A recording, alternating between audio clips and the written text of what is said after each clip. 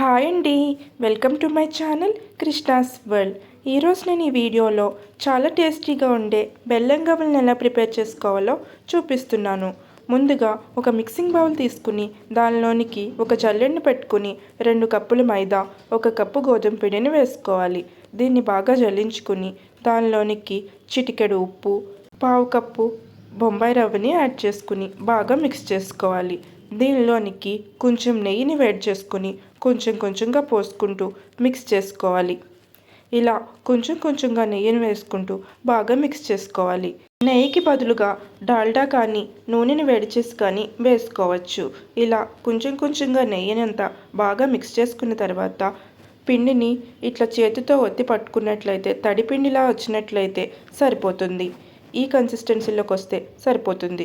దీనిలోనికి కొంచెం కొంచెంగా వాటర్ని యాడ్ చేసుకుంటూ చపాతీ పిండిని ఏ విధంగా మిక్స్ చేసుకుంటామో అలా మిక్స్ చేసుకోవాలి.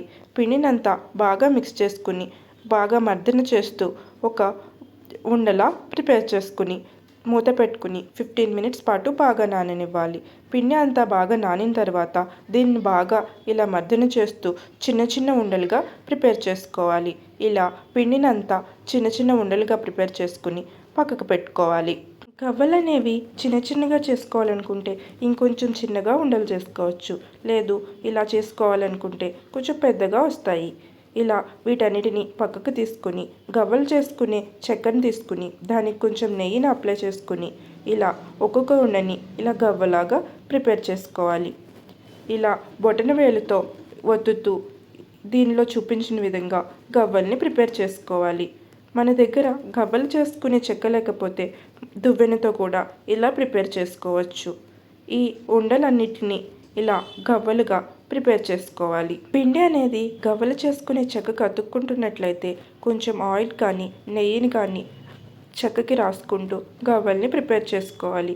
ఇదే విధంగా ఈ ఉండలన్నిటిని గవ్వల్లా ప్రిపేర్ చేసుకోవాలి. ఈ ప్రిపేర్ చేసుకున్న గవ్వలన్నిటిని ఒక ప్లేట్లోకి తీసుకుని డీప్ ఫ్రైకి చేసుకోవాలి. తర్వాత స్టవ్ ఆన్ చేసుకుని ఒక ప్యాన్ పెట్టుకుని డీప్ ఫ్రైకి సరిపడా ఆయిల్ వేసుకోవాలి. ఆయిల్ బాగా వేడైన తర్వాత దీనిలోనికి గవ్వల్ని కొన్ని వేసుకోవాలి. ఆయిల్కి సరిపడా గవ్వల్ని వేసుకుని స్టవ్ని మీడియం ఫ్లేమ్లో పెట్టుకుని ఫ్రై చేసుకోవాలి. ఇలా గవ్వలన్నిటిని మిక్స్ చేసుకుంటూ ఫ్రై చేసుకోవాలి. గోల్డెన్ కలర్ వచ్చేంత వరకు గవ్వల్ని ఫ్రై చేసుకోవాలి. గవ్వలన్నీ గోల్డెన్ కలర్లోకి వచ్చిన తర్వాత వీటిని ఒక ప్లేట్లోకి తీసుకోవాలి. తర్వాత అదే ప్యాన్లోనికి మిగిలిన గవ్వల్ని కూడా యాడ్ చేసుకుంటూ బాగా మిక్స్ చేసుకుంటూ గోల్డెన్ కలర్ వచ్చేంత వరకు ఫ్రై చేసుకుని ఒక ప్లేట్లోకి తీసుకోవాలి. ఇదే విధంగా గవ్వలన్నిటిని ఫ్రై చేసుకుని ఒక ప్లేట్లోకి తీసుకున్న తర్వాత అదే స్టవ్ మీద ఒక గిన్నెను పెట్టుకుని దానిలోనికి 1 కప్పు బెల్లంని 1/2 కప్పు వాటర్ని యాడ్ చేసుకుని స్టవ్ని సిమ్లోనే పెట్టుకుని బెల్లం కరిగేంత వరకు కరిగించుకోవాలి. బెల్లం అంతా బాగా కరిగిన తర్వాత బాగా మిక్స్ చేసుకుంటూ పాకాన్ని మరగనివ్వాలి.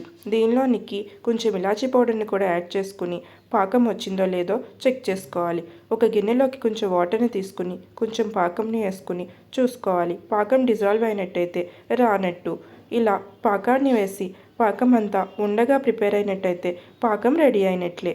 ఇలా పాకం ఉండగా అయినట్లయితే పాకం ప్రిపేర్ అయినట్లు కాబట్టి ఈ గవ్వల్లోనికి మనం ప్రిపేర్ చేసుకున్న పాకాన్ని వేసుకోవాలి. ఇలా పాకాన్ని అంతా దీనిలోనికి వేసుకుని ఒకసారి మిక్స్ చేసుకుని అలానే పక్కకు ఉంచుకోవాలి. ఇవి చల్లారేంత వరకు ఎక్కువగా మిక్స్ చేయకూడదు, గవ్వలు విరిగిపోతాయి. ఇలా ఇవన్నీ బాగా చల్లారిన తర్వాత ఎయిర్ టైట్ బాక్స్లోకి తీసుకుంటే ఎంతో టేస్టీగా ఉండే బెల్లం గవ్వలు రెడీ. మీరు కూడా ఒకసారి ట్రై చేసి ఎలా ఉన్నాయో కామెంట్ చేయండి. Thank you for watching.